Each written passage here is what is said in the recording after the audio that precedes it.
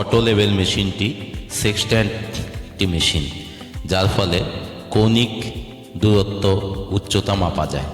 এটি সাধারণত কোনো কনস্ট্রাকশন সাইট, কোনো জায়গার গভীরতা মাপার জন্য এবং কোনো জায়গায় উপরের উচ্চতা মাপার জন্য এই মেশিনটি ব্যবহার করা হয়।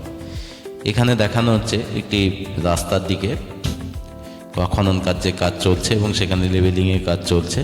সেক্ষেত্রে এখানে এই ব্যক্তি প্রথমে মেশিনটিকে 3টে স্ক্রুর দ্বারা অ্যাডজাস্ট করে, হাইটটাকে অ্যাডজাস্ট করে।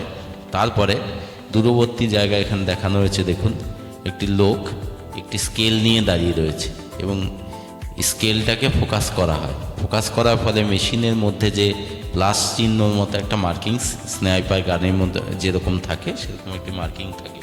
সেই মার্কিং থেকে ওই জায়গায় দূরত্বটাকে ডিফাইন করা হয় এবং তারপরে ক্যালকুলেশনের মাধ্যমে সেখানটা কতটা মাটিটা উঁচু বা কতটা নিচু বা তার হাইট কতটা বা গভীরতা কতটা এটা মাপা যায়।